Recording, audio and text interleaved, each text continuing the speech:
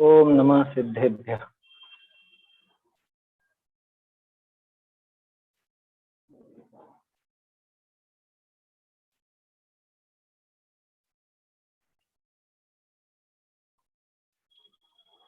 प्रणम्योण जिणवरिन्दे अणरसुरभवनिन्दवन्दिये सिद्धे वोच्छामि भावपाहुड मगसेसे संजदे सिरसा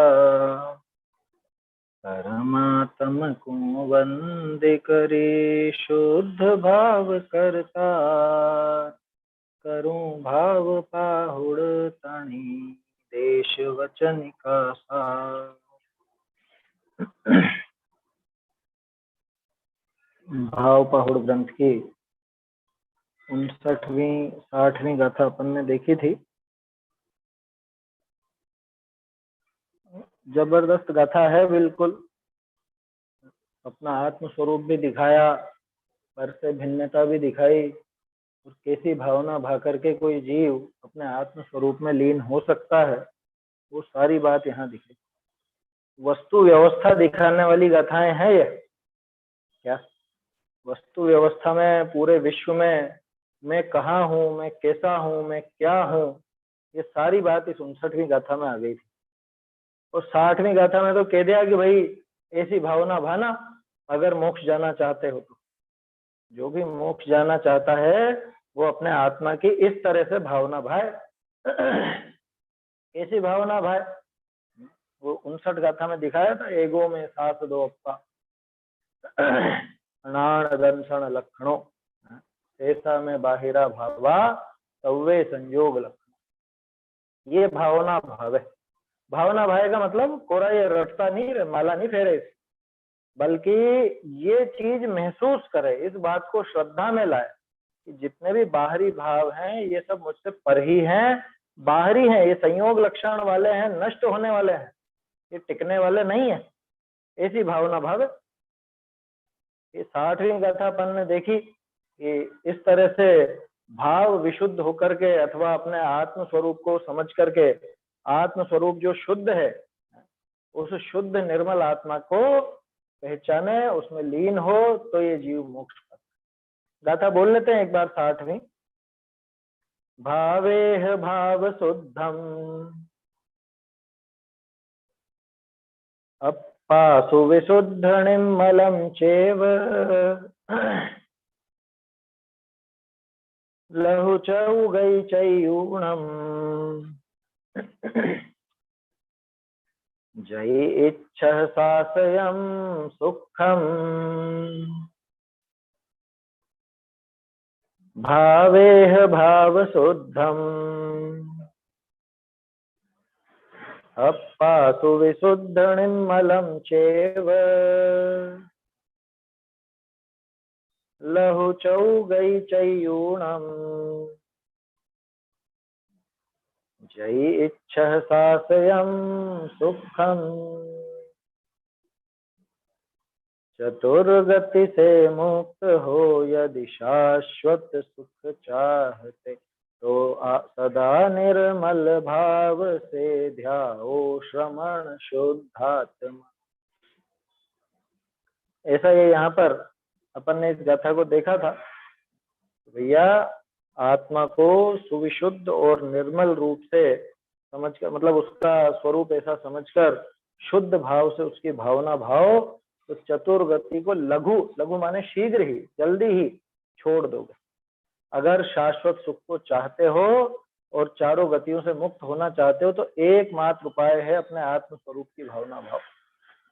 आत्म स्वरूप को समझो, उसको श्रद्धा में लाओ, उसकी लीनता करो, यही उपाय है, और कोई उपाय नहीं।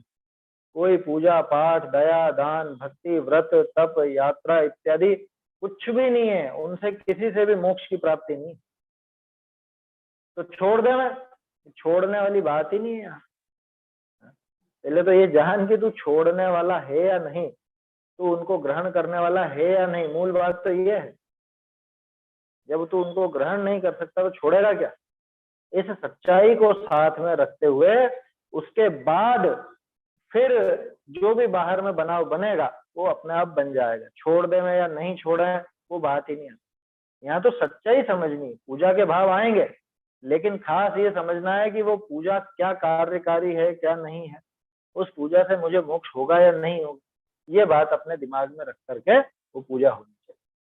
पूजा नहीं करते हैं, करते हैं, सम्यक दृष्टि सभी करते हैं, भगवान की पूजन करते हैं, इंद्र आदि भी आकर के स्तुति भक्ति पूजा सब करते हैं, लेकिन वो ये भी जानते हैं कि ये कोरा मेरा राग भाव है, ये शुभ राग का भाव है, इससे कोई वास्तविक मोक्ष की प्राप्ति होने वाली नहीं।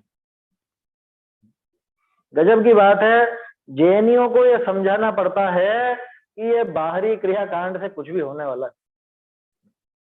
जैनों को अपने को ये समझाना पड़ता है। ये कितने आश्चर्य की बात है यहाँ पर।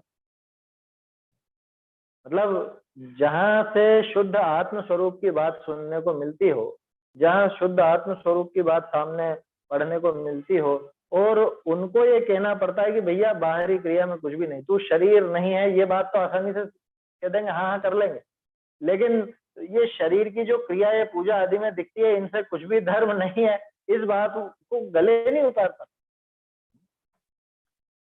जबकि ये मान के लिया मतलब गर्दन तो हिला दी उसने कि तू शरीर से न्यारा है, ये गर्दन तो हिला दी इसमें तो, लेकिन ये शरीर की क्रिया में धर्म नहीं है, इस बात में बड़ा जोर आ जाता है उसको। जब तूने स्वीकार कर लिया कि तू शरीर नहीं है, शरीर से भिन्न है, तो शरीर की उस क्रिया में धर्म हो जाएगा, मतलब धर्म नहीं है, ये बात क्यों नहीं मान लेता आसानी। जैनियों की ये दशा है तो दूसरों की तो क्या कहें। जैनों की छोड़ो, अभी तो जो स्वाध्यायी मुमुक्षु जीव है उनको गले नहीं उतरती है। बरसों बरस के स्वाध्यायी हैं, उसके बाद भी उनको ये बात गले नहीं उतरती है कि ये बाहरी क्रिया से कुछ भी होने जाना। मेरा तो व्यक्तिगत अनुभव है, बरसों से स्वाध्याय में बैठने वाले जीवों के सामने ऐसी बात करो तो वो कह देते हैं नहीं लेकिन वो तो पूजा वगैरह भी तो सब होएगी ना, और ये भी तो होगा ना। अरे किसने मना की है? मोक्ष माह प्रकाशक आप लोगों ने इतनी बार पढ़ा है? ये आत्मा की बात, समय सार की बात, ये बातें ये क्या पहली बार सुन रहे हैं क्या? पहली बार थोड़े ना सुन, लेकिन गले नहीं उतर। जीव जुदा पुद्गल जुदा खूब हंस हंस के कह देंगे, लेकिन पुद्गल जुदा तो पुद्गल की क्रिया भी जुदा, और उस पुद्गल की क्रिया से कुछ भी नहीं होने वाला, इस बात को स्वीकार करने में कितना जोर आ जाता। बोलो, उसको असल में यूं लगता है कि हमारी सारी क्रियाएं छुड़ाई जा रही, समस्या ये है, उसे ये लगता है। और ऐसा क्यों लगता है? ऐसा इसलिए लगता है क्योंकि उन क्रियाओं का कर्ता इसने खुद को मान रखा है, तो दिमाग में कर्तृत्व बुद्धि है सारा का सारा, वो जो फितूर कराने वाली, तो कर्तृत्व बुद्धि इतनी गहरी बैठी है कि इसको वो क्रिया के बारे में कुछ सुनना बर्दाश्त नहीं। कर्तृत्व बुद्धि इसीलिए तो खतरनाक, बताइए। कर्ता कर्म की बुद्धि इतनी जबरदस्त बैठी है कि वो नहीं मेरी क्रिया को बुरा कैसे कह दिया, मेरी क्रिया को निष्फल कैसे कह दिया, इसको ऐसा लगता है। जबकि ये स्वीकार नहीं करता कि ये मेरी क्रिया है ही नहीं, ये इस जीव की क्रिया नहीं है बाहर की, ये स्वीकार नहीं कर पाता। किस चक्कर में? सिर्फ इस चक्कर में कि इनका कर्ता तो मैं हूं, मैं इनका कर्ता। तो कर्ता कर्म की बुद्धि इसकी आसानी से छूट आया समझ। ये 60वीं गाथा में ये बात आई थी कि अगर तू शाश्वत सुख चाहता है, अगर चारों गतियों के दुख से बचना चाहता है, तो तू तो अपने आत्म स्वरूप की भावना भाव शुद्ध, भावे ही भाव शुद्ध, भाव शुद्ध आत्मा जिसका शुद्ध स्वभाव है, अथवा जो भाव शुद्धि में कारण है, ऐसे उस आत्म स्वरूप की भावना, उससे ही मोक्ष होगा, उसके अलावा मोक्ष नहीं हो सकता, असंभव है उसके अलावा मोक्ष करके दिखा दे। बोलो, आज तक जितने भी जीवों को मोक्ष हुआ वो इसी भावना से तो हुआ ना। और हम जिसको करके धर्म समझते हैं, उन क्रियाओं को करते करते किसको मोक्ष हो गया ये भी बता दो।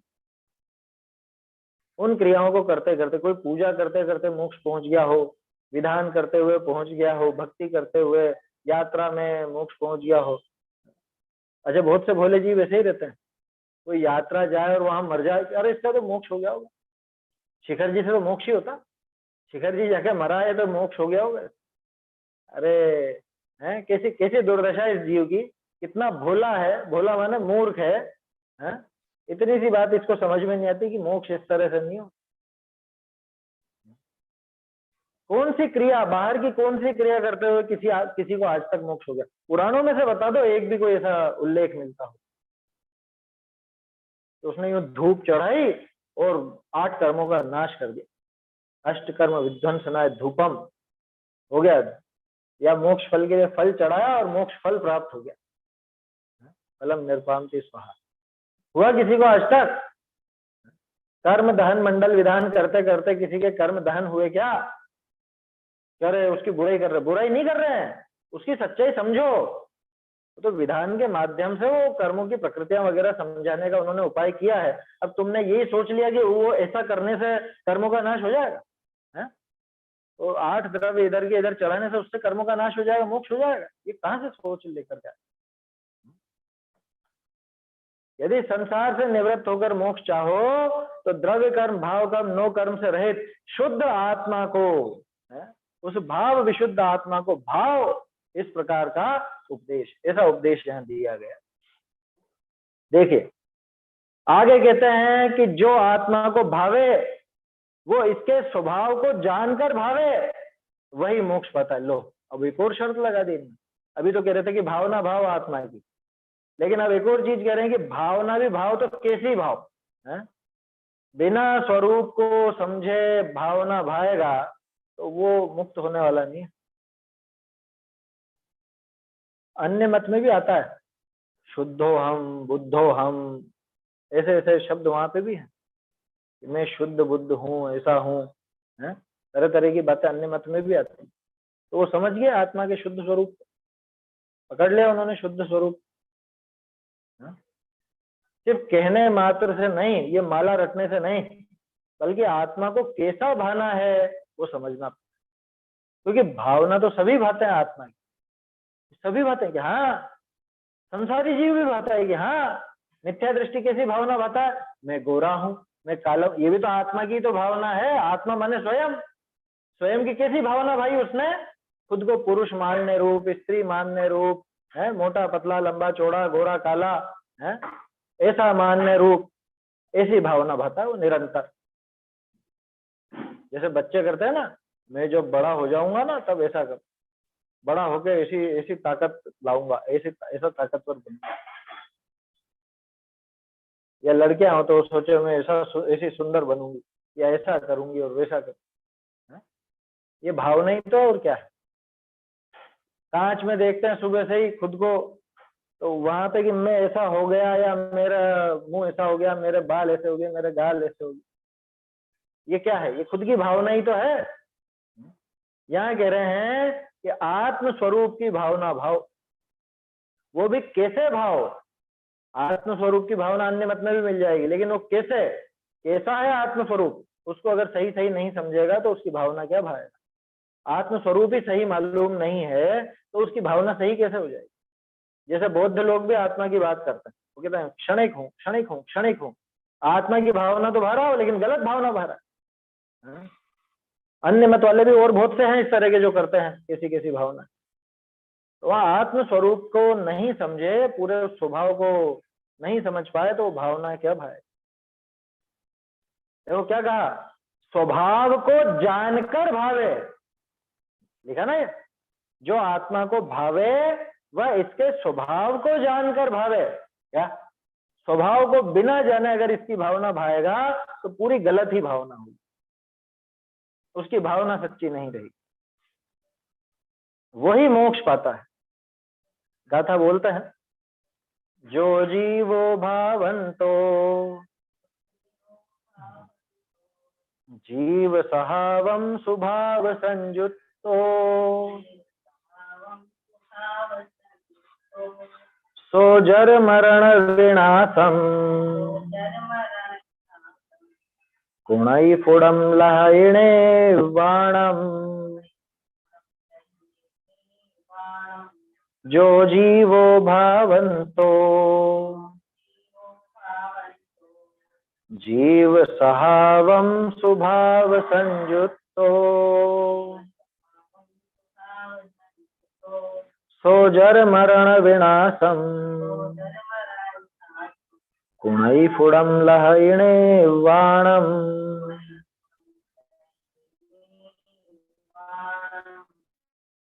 जो जीव भाव को शुद्ध भाव से संयुक्त हो, भावे सदा वह जीव ही पावे अमर निर्वाण को। जो जीवो भावंतो, जो जीव को भाता हुआ, माने जीव की भावना भाता हुआ। कैसे जीव की भावना भाता हुआ? जीव सहावम, जीव के स्वभाव की, क्या मतलब? जीव स्वभाव को समझकर जो जीव की भावना भाता है, वो भावना भाता हुआ स्वभाव संयुक्तो, यानी स्वभाव से संयुक्त होकर, है समझ में? भाई जिसने जीव के स्वभाव को पहचाना वो स्वभाव से सहित है, स्वभाव से संयुक्त है ना? जो जीवो भावंतो, जो जीव की भावना भाता हुआ, जीव सहावम स्वभाव स्वभाव संयुक्तो, जीव के स्वभाव को समझता है, वो स्वभाव से संयुक्त होता है। सो जर मरण विनाशम कुणई, वह जरा मरण का विनाश करता है। फुड़म, फुड़म माने प्रकट, स्पष्ट कर ही देता है, तुरंत नहीं है ये। हाँ, तो स्फुट का अर्थ प्रकट होता है, तुरंत के लिए तो अलग शब्द आता है।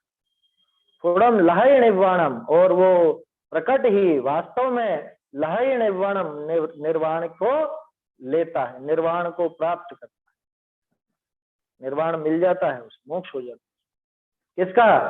कि जो जीव की भावना तो भाता है, लेकिन कैसी भाता है? स्वभाव समझ करके भाता है ना? उसके स्वरूप को, जीव के स्वभाव को समझकर जो स्वभाव संयुक्त होकर के जीव की भावना भाता है, वो शीघ्र अति शीघ्र जरा मरण का विनाश करता है और मोक्ष पाता है, निर्वाण की प्राप्ति करता है। ऐसा है। गाथा तो सीधी है। अभी तो सिर्फ ये बात बताइए, जीव के स्वभाव को लेकर के जो जीव की भावना भाती, तो इसका आशय क्या निकला कि सबसे पहले तो उसको जीव का स्वभाव समझना पड़ेगा, है ना? बिना जीव के स्वभाव को समझे जीव की भावना कैसी होगी? फिर तो वैसी होगी जैसी बाकी सब जीवों की चलती। जीव की भावना तो सभी भाते हैं ना, है? अन्य लोग भी भाते हैं। कैसी भाते हैं?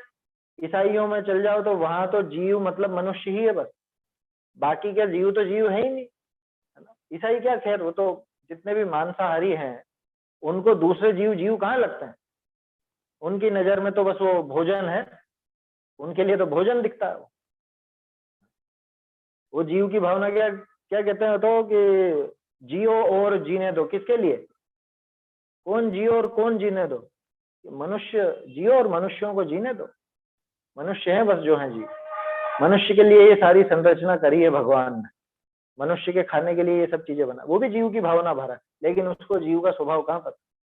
सांख्य हैं, वैशेषिक हैं, बौद्ध हैं, ये सब अपनी अपनी तरह से जीव की भावना भरते हैं, लेकिन जीव का स्वभाव किसको पता? जीव का सही सही स्वभाव किसको पता? इनको मालूम ही नहीं। नहीं मालूम तो वो अपने हिसाब से भावना भर लेता है। वो सोचते हैं कि हमने जीव की भावना भाई।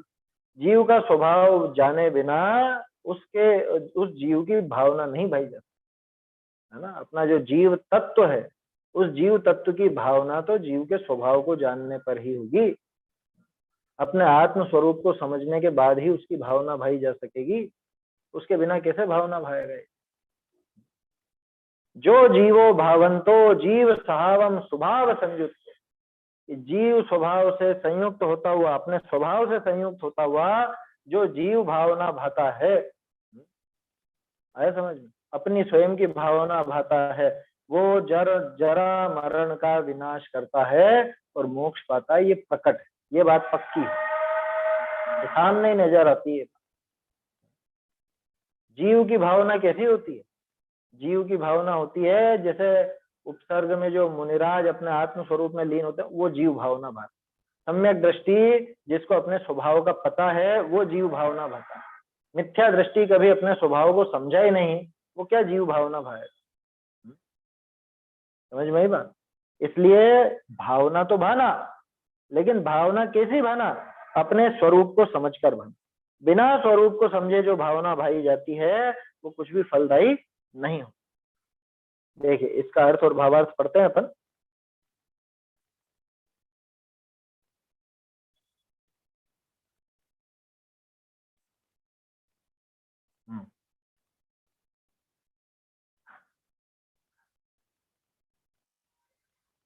जो भव्य पुरुष जीव को भावता सता भले प्रकार भाव करी संयुक्त भया जीव का स्वभाव को जान करी भावे, है?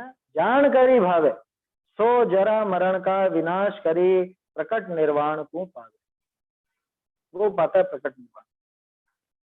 भावार्थ, जीव जीव ऐसा नाम तो लोक में प्रसिद्ध है, परंतु या का स्वभाव कहाँ है ऐसा लोक के यथार्थ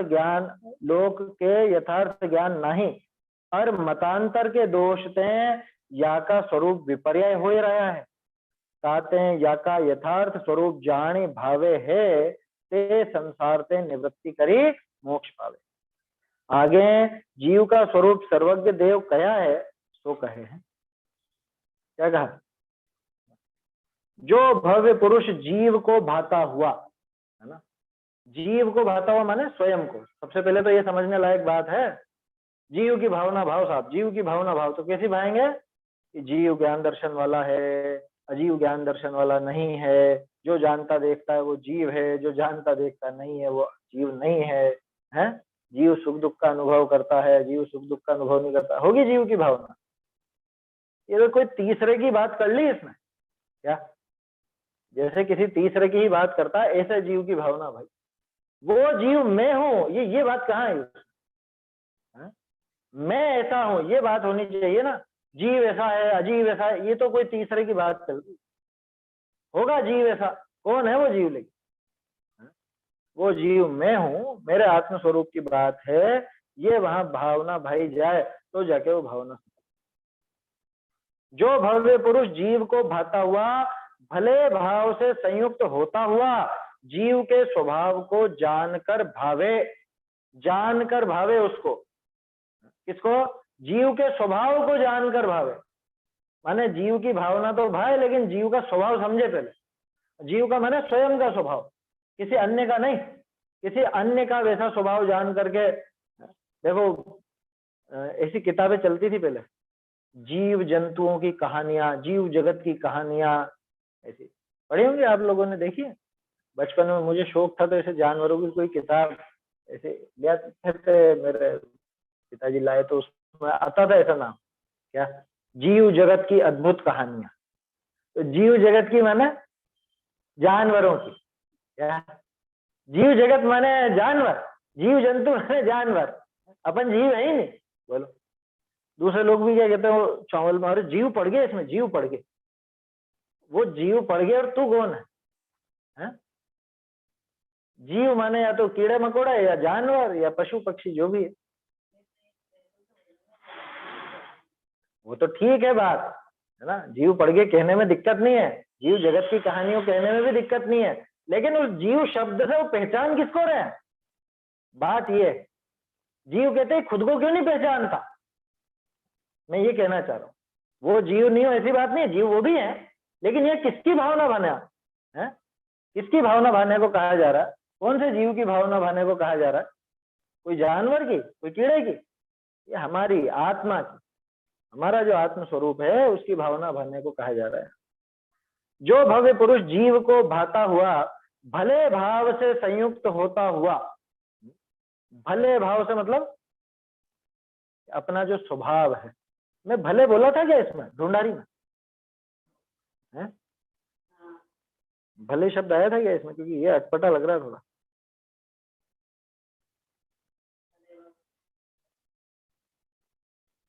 भले तो है। जो भव्य पुरुष जीव को भावता सता भले भाव करी संयुक्त भया, भले भाव से संयुक्त होता हुआ जीव के स्वभाव को जानकर भावे, अपने आत्म स्वभाव को, आत्म स्वरूप को जानकर फिर उसकी भावना करे, वो जरा मरण का विनाश करके ना, विनाश कर प्रकट निर्वाण को प्राप्त करे। प्रकट, प्रकट लिखा ना, स्फुट शब्द का अर्थ है प्रकट। प्रकट माने सामने दिख रही है ये बात, ऐसा प्रकट निर्वाण को प्राप्त करता है, माने ये बात पक्की है 100% कि वो निर्वाण पाता है। भावार्थ, जीव ऐसा नाम तो लोक में प्रसिद्ध है, जैसा भी अपन ने कहा ना, किताबें भी आती है इस नाम की, डिक्शनरी में भी देखोगे तो जीव नाम मिल जाएगा। तो जीव नाम तो प्रसिद्ध है, ऐसा नहीं कि अकेले जैन लोगों ने जीव का प्रयोग किया। आत्मा के सोल ही आता है। नहीं आता है, दूसरी जगह पे आत्मा की बात आती है, ऐसी बात नहीं, लेकिन वो कैसे आती है? मतलब मनुष्य आत्मा के लिए सोल आता है, जीव को आता है। नहीं, आत्मा शब्द का ही अर्थ वहां सोल से है ना, वो चीज अलग है। लेकिन यहाँ तो बात यह है कि जीव, आत्मा, ये सब नाम प्रचलित होने पर भी इनका स्वरूप क्या जाना हो। अन्य मत में भी आत्मन शब्द है ना, अन्य मत में भी जीव शब्द है, लेकिन उसका आशय क्या निकाला, उसका अर्थ क्या निकाला? जीव ऐसा नाम तो लोक में प्रसिद्ध है, परंतु इसका स्वभाव कैसा है, इस प्रकार लोगों को यथार्थ ज्ञान नहीं। बेचारे जो सामान्य जन हैं, उनको तो ये समझने की फुर्सत ही नहीं है। देखा था ना अपन ने, जिन प्रतिमा यथावत स्वरूप में, क्या जानवरों को तो फिर भी फुर्सत मिल जाती है, वो तो सुबह से शाम लगेंगे और शाम के बाद तो फ्री हैं। और ये बेचारा तो सुबह भी उनसे पहले उठेगा और रात को भी उनके बाद में सोएगा, लगा ही रहता है दिन भर। तो ये कहाँ आत्मा को समझेगा? ठीक है ना। अब सामान्य जन तो जीव को, आत्मा को समझते नहीं थे, और मतांतर के दोष से इसका स्वरूप विपर्य हो रहा है। ये ऊपर से और गड़बड़ हो, ये जीव खुद तो समझता नहीं था, और कभी इसको समझने का भाव आया भी सही तो समझने का भाव आने पर इसने दूसरों को देखा, अन्य मत के पास गया, वहां जीव का स्वरूप जानने की कोशिश की, तो वहां तो और उल्टा बता दी। टोडरमल जी ने लिखा ना कि पहले ही तो ये जीव ना समझ था, अज्ञानी था, और कभी इसके ऐसा विचार आए कि अपन आत्म स्वरूप को समझें, धर्म को समझें, उल्टा कुगुरु के हत्थे चढ़ जाता है।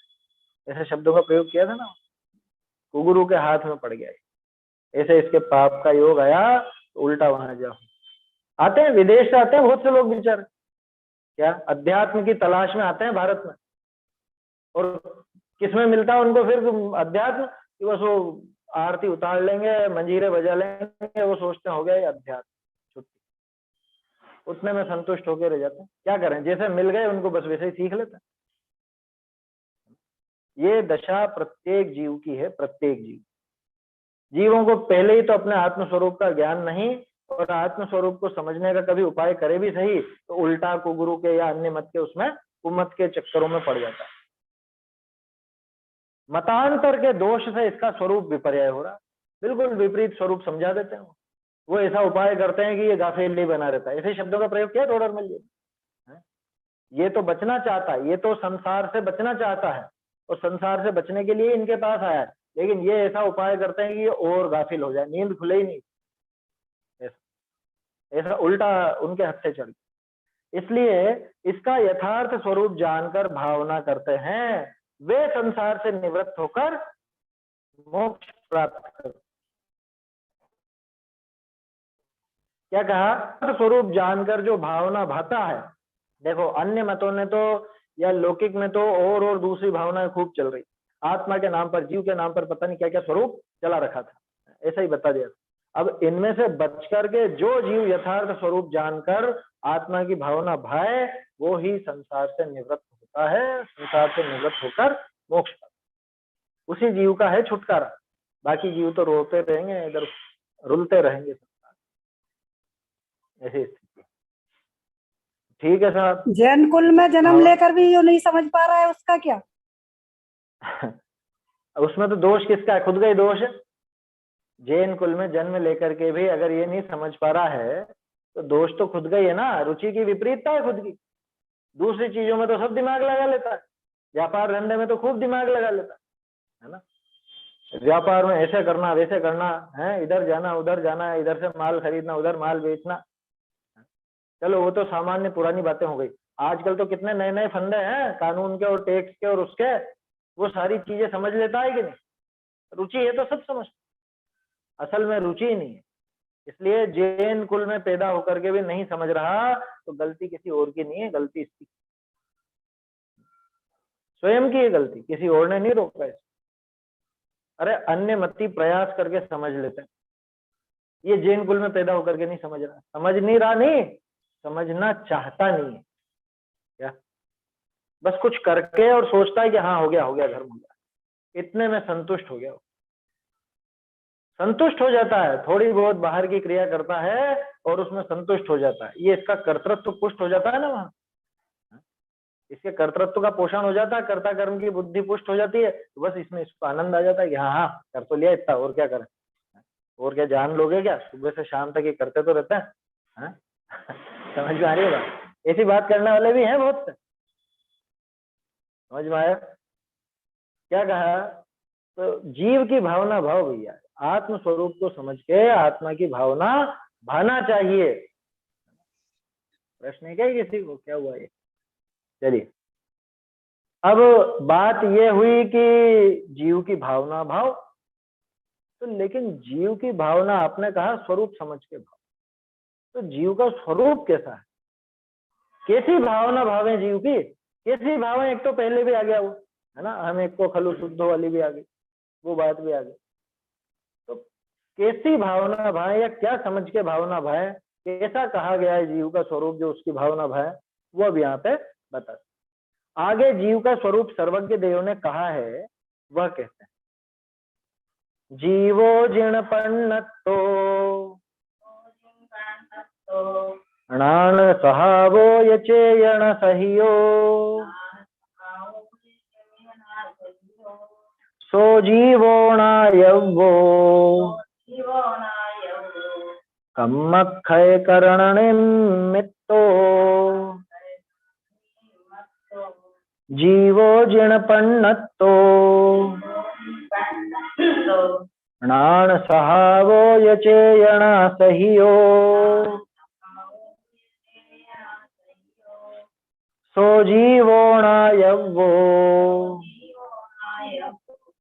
कम्मक्षय करण निमित्तो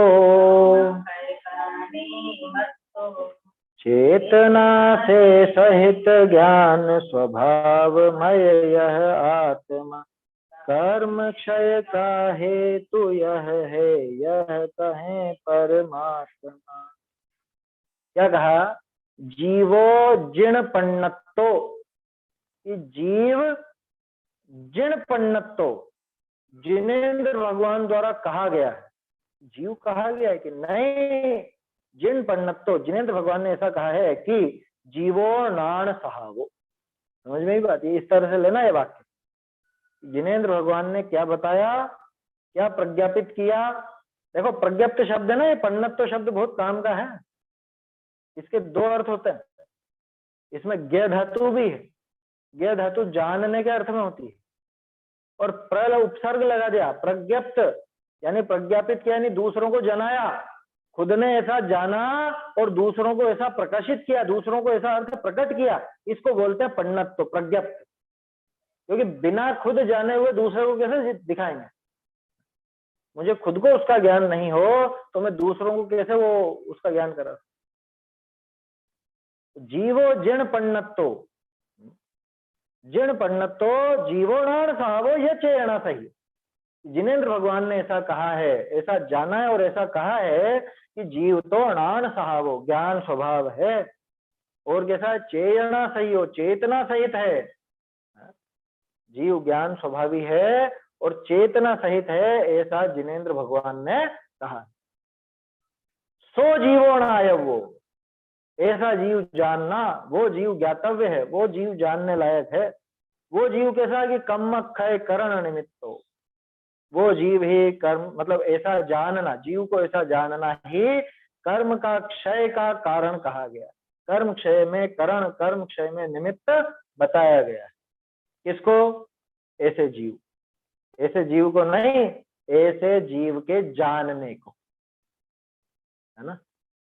जैसे जीव ही अगर वो उसका करण हो जाए, जीव ही अगर उसका निमित्त हो जाए, तो फिर तो सारे जीव मोक्ष पहुंच जाए। जीव को जानना, कैसा जानना कि जीव को ज्ञान दर्शन स्वभावी, जीव को चेतना सहित जानना, वही कर्म क्षय का करण है, वही कर्म क्षय का निमित्त। ऐसा किसने कहा कि ऐसा जिनेंद्र देव ने कहा। आए समझ, गाथा तो सीधी है बिल्कुल, ये तो हमने बाल बोध में पढ़ रखा।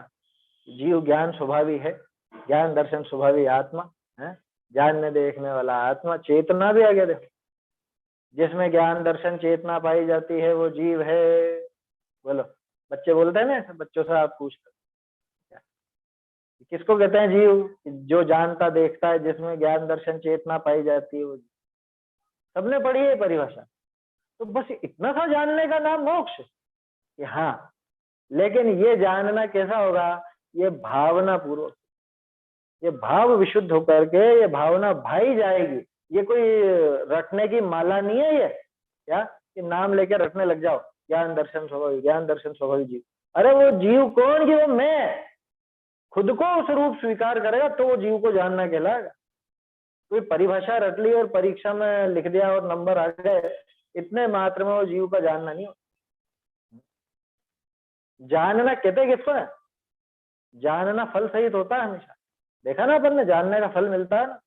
तो जानना अगर फल रहित हो तो जानना नहीं हुआ। वैसे ही समझना, वही जैसे पिता ने कहा, आवाज लगाई कि बेटा पानी ले आना, बेटा पानी ले आना, बेटा पानी ले आना। ये तो सुनता नहीं कि सुना, मैंने बराबर सुना, 3 बार बोला आपने पानी लाने। तो जाना कि नहीं जाना उसने? सुना कि नहीं सुना? नहीं सुना।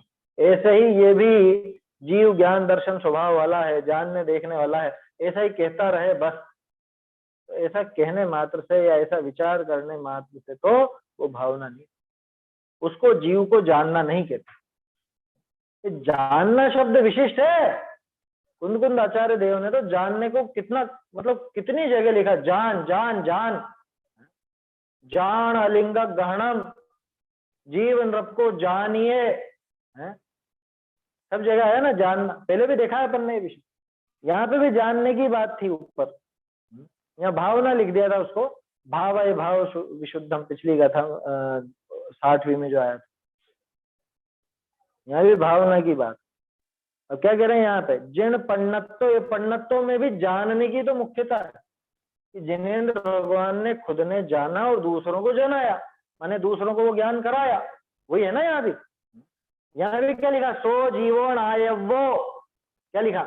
वो जीव जानने लायक है। जान तो लिया कि नहीं, ये जानना नहीं, जानने में उसके स्वरूप की स्वीकृति आएगी। क्या जीव को जानेगा तो कोरा वो पढ़ने जैसा नहीं है जानना, उसके स्वरूप की स्वीकृति, जैसा उसका स्वरूप है, जैसा जीव का स्वभाव है, उस स्वभाव को स्वीकार करेगा तो वो जानना जानना कहता है। ऐसा ये जीव जानने योग्य है। क्यों? क्योंकि ये कर्म क्षय का कारण है, कर्म क्षय का निमित्त है। इसी के आधार से जीव के कर्मों का नाश, कर्म क्षय हो। समझ में आ रही बात? ऐसा जिनेंद्र भगवान ने कहा है कि ऐसे जीव को जानो, चेतना सहित जानो। बिल्कुल वैसी गाथा है, भी 24वीं थी ना, समय सार जी की बताई थी आपको। क्या? जीवो उवोग लक्षणों नित्यम, वहां भी जानने की बात थी। सवर्णो नाण दिट्ठो, सर्वज्ञ देव के ज्ञान में दिखा है, सर्वज्ञ देव के ज्ञान में दृष्ट हुआ है, देखा गया है। क्या देखा गया? कि जीवो उपयोग लक्षणों नित्यम, कि जीव उपयोग लक्षण वाला है नित्य। वही बात यहाँ भी चेतना सहित कह दिया है। चेतना और उपयोग में अंतर है क्या? उपयोग चेतना को ही तो कहा जाता है ना, और किसको कहा जाता है उपयोग? चेतना माने ज्ञान दर्शन, ज्ञान दर्शन माने उपयोग, ऐसा है। तो ज्ञान स्वभाव और चेतना स्वभाव वाला ये जीव होता है। ऐसी जो भावना भाए, इसके स्वरूप को समझ करके जो भावना भाए, उसी के कर्मों का क्षय होता है। ये जीव को जानना कर्म क्षय में कारण कहलाता है, निमित्त कहलाता है। ऐसी बात है। देखिए इसका अर्थ पढ़ता हूं।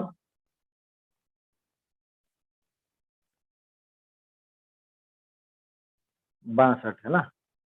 जिन सर्वज्ञ देव जीव का स्वरूप ऐसा कहा है, जीव है सो चेतना सहित है, बहुरी ज्ञान स्वभाव है, ऐसा जीव का भी, ऐसा जीव का भी बना क्या ऐसा जीव की भावना भी नहीं है वो। ऐसे जीव की भावना कर्म का क्षय के निमित्त जानना, यानी जीव की ऐसी भावना कर्म क्षय का निमित्त, ठीक है ना। भावार्थ, जीव का चेतना सहित विशेषण का जीव का चेतना सहित विशेषण किया जाते तो चारवाक जीव को चेतना सहित न माने है, का निराकरण है।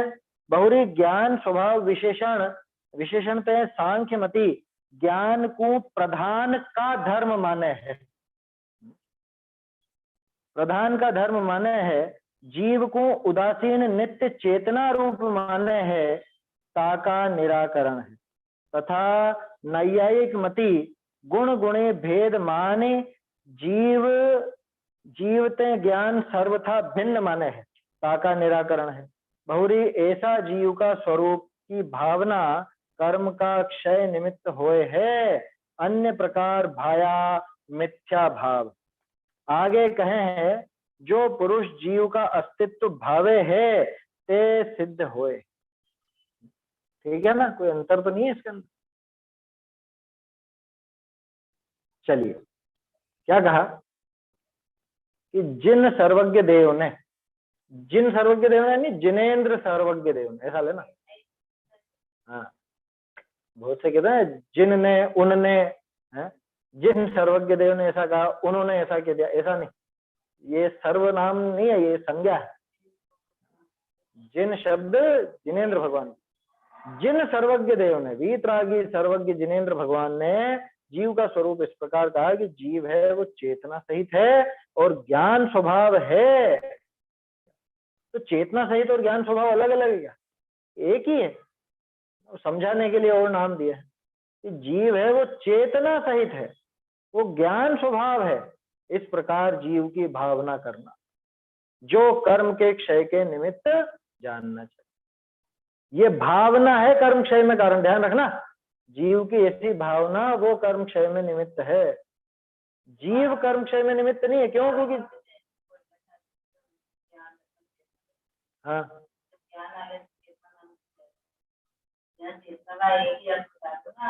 हाँ हाँ,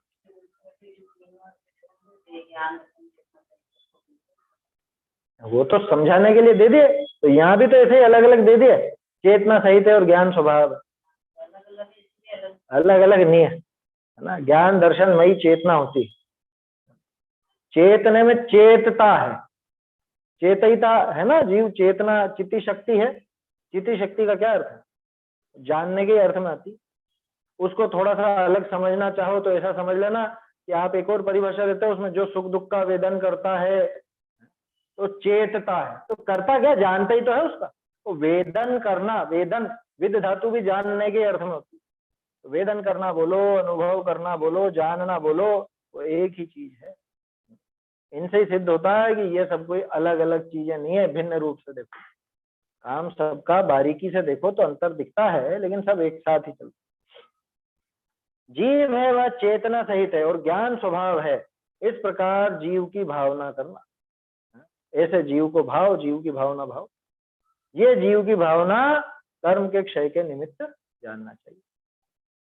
देखो भावार्थ, जीव का चेतना सहित विशेषण करने से तो चारवाक जीव को चेतना सहित नहीं मानता, उसका निराकरण।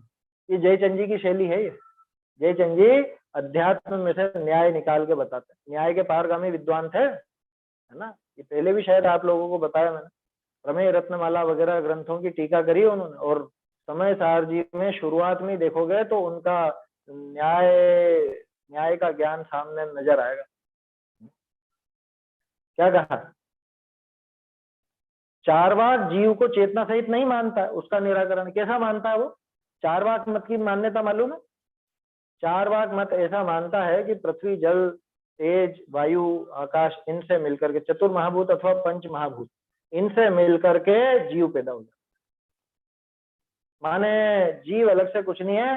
ये मिट्टी, आकाश, पानी, हवा है और क्या रह गया, आग, इन सबसे मिलकर के ही जीव पैदा हो जाता। चेतना वेतना कुछ नहीं होती, ऐसा उसका कहना है। तो जब चेतना सहित कहा तो चेतना सहित कहते ही, ज्ञान सहित कहते ही उसका निराकरण। ज्ञान स्वभाव विशेषण कहा, उससे सांख्य मति ज्ञान को प्रधान का धर्म मानता है। ये क्या चीज है प्रधान का धर्म? प्रधान किसको कहा? यहाँ तो सांख्य में प्रधान ऐसा धर्म है, लिखा है, का नहीं लिखा। नहीं नहीं का लगाओ उसमें, प्रधान का लगेगा। किसमें लिखा है? पुरानी होगी आपके पास,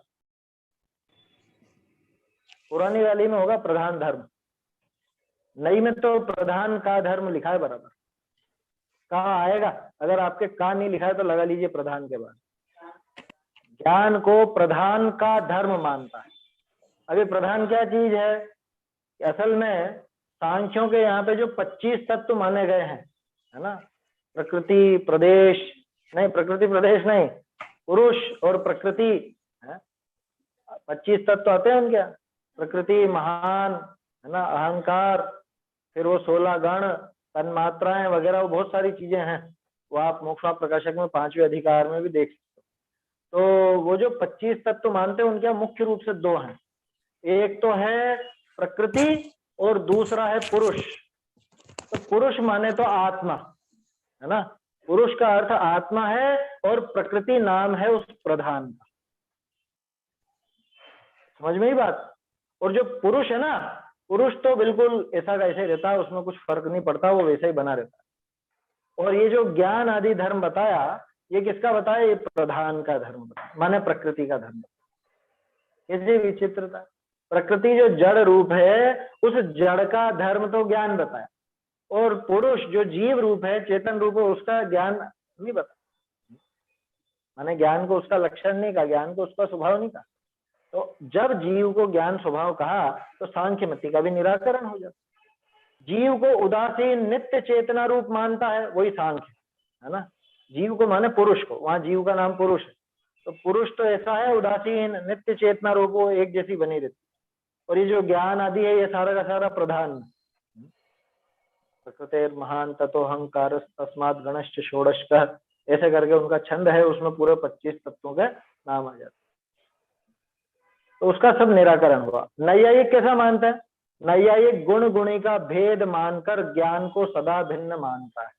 अभी थोड़े दिन पहले चर्चा करी थी ना अपन ने, कि द्रव्य में गुण रहता है लेकिन समवाय से रहता है, वो इन्हीं की मान्यता ना, नैयायिकों की, वैशेषिकों की। क्या? द्रव्य गुण कर्म सामान्य विशेष समवाय, ऐसे 6 तत्व कहते हैं। हाँ, तत्व नाम भी देते हैं शायद। 6 तत्व हैं जिसमें से वो द्रव्य में जो गुण रहते हैं वो समवाय के आश्रय से, समवाय के सहारे से, ऐसा उनका कहना रहता। माने द्रव्य अलग है और ये जो गुण है ये अलग है, गुण और गुणी में भेद मानते हैं। और जब ये कहा गया कि जीव ज्ञानमयी है, उसमें भिन्नता नहीं है, भेद नहीं है, तो अपने आप वो नैयायिकों का निराकरण हो। उनके यहाँ पे वो सब अलग ही है सिस्टम, है ना, उन पे गहराई में नहीं जाना। वहां तो सीधी सी बात है कि वो समवाय फेविकोल जैसा है, जो 2 चीजों को चिपका के रखता है, तो द्रव्य और गुण को साथ में रखने का काम समवाय का, ऐसा उनके यहाँ मान्यता है। उसका निराकरण देखिए, ऐसे जीव के स्वरूप को भाना कर्म के क्षय के निमित्त होता है। ऐसे जीव के स्वरूप को जब भाया जाता है, ऐसे जीव के स्वरूप को जब जीव ये भाता है, आत्म स्वरूप में खुद लीन होता है, उससे क्या होता है कि उससे कर्म का क्षय। अन्य प्रकार मिथ्या भाव है, और कोई तरीका नहीं है कर्म क्षय का, कर्मों के नाश का, मोक्ष होने का और कोई उपाय नहीं, एकमात्र यही उपाय। जीव की भावना भाव, कैसे भाव? जीव के स्वरूप को जान करके भाव। क्योंकि जीव के स्वरूप को जाने बिना क्या भावना भावोगे? फिर तो जीव जगत की अद्भुत कहानियां ध्यान आएंगी क्या? जीव जंतु ध्यान आएंगे फिर। इसलिए कह रहे हैं कि जीव के स्वरूप को जान, जीव के स्वरूप को अच्छे से समझो और फिर उसकी भावना भाव, इससे कर्म का क्षय होता है। चलिए, समय हो गया है अपना, है ना, ये गाथाएं भी हो गई, दोनों गाथाएं बोल लेते हैं। जो जीवो भावंतो जीव सहावं सुभाव संयुक्तो सो जर मरण विनाशम गुणैफुडं लहैणे वाणम। जो जीव जीव स्वभाव को शुद्ध भाव से संयुक्त हो, भावे सदा वह जीव ही पावे अमर निर्वाण को। जीवो जिण पन्नतो नाण सहावो यचे ना सहियो सो जीवो नायवो सम्मखय करण निमित्तो चेतना से सहित ज्ञान स्वभावमय यह आत्म कर्म क्षय का हेतु यह है यह कहें परमात्मा। चैतन्य का स्मरण प्रतिक्षण ही करो रे भव के अनंत दुख को क्षण में हरो रे। अक्षय अनंत निज सौख्य निधान पाओ गाओ अरे नित्य इसी के गीत गाओ।